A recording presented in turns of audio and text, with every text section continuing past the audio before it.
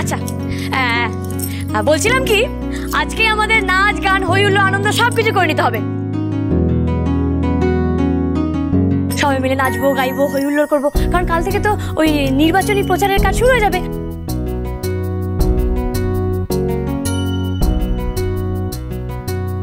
আর কদিন বাদই তো ভোট, তারপর কিন্তু আর সময় নষ্ট করলে চলবে না। তাই আমরা যা আনন্দ করার সব আজই করে নেবো।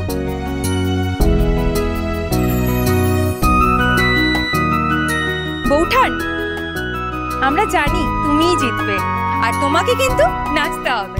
হ্যাঁ অবশ্যই নাচবো তো আমি বটেই। সন্ধ্যা নাচবে এই শরীরে, আটকাতে হবে ওনাকে। আচ্ছা শুনুন না, আমি কি বলছিলাম, এসবের কি দরকার? নাচ না হয় অন্য কেউ করবে, আপনি বসে বসে গান গাইবেন।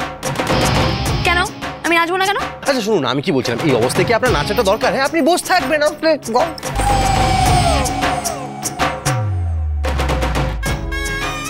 কোনো কথা নাই, আগে আপনি ঢিল খান দেখি। আপনি খুব দুর্বল হয়ে পড়ছেন। বলছি কি, যাও তোমরা সবাই বাড়ি যাও, আর সন্ধ্যাবেলা কিন্তু সব সময় মতো চলে আসবে। আমি এখন যাই, আমার এখন অনেক কাজ আছে, কারণ সন্ধ্যাবেলা ওই অনুষ্ঠানের প্রস্তুতি নিতে হবে তো নাকি। তারপর এই ভণ্ডবাবু নিচু পেশার উঁচুও করতে হবে, তাই না?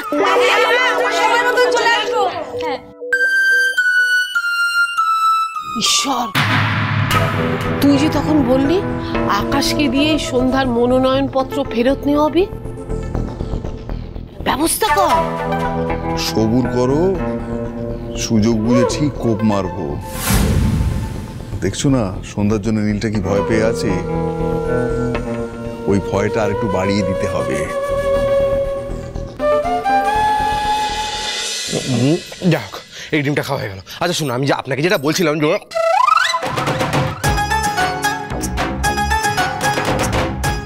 হ্যাঁ আমি কি বলছিলাম, একটা ডিম খেলে তো হবে না, সব করে শেষ করতে হবে। দেখি দেখি দেখি দেখি।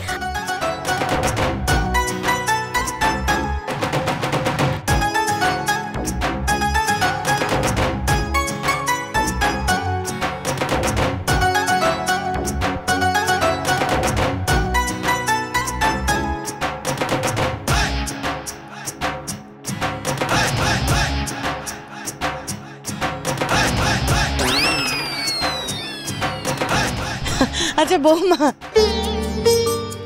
তাহলে তো এই সন্ধ্যাবেলার আসরের জন্য বেয়ানদেরও নিমন্ত্রণ করতে হয়।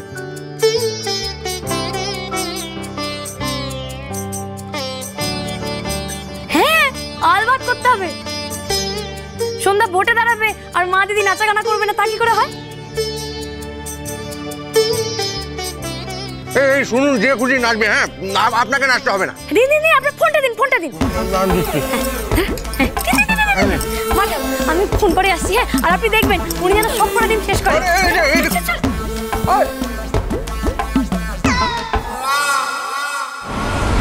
দেখেছো তো নীল কতটা ভয় পেয়ে আছে? একটু ফাঁকা পেলেই ওকে আরো ভয় দেখাবো।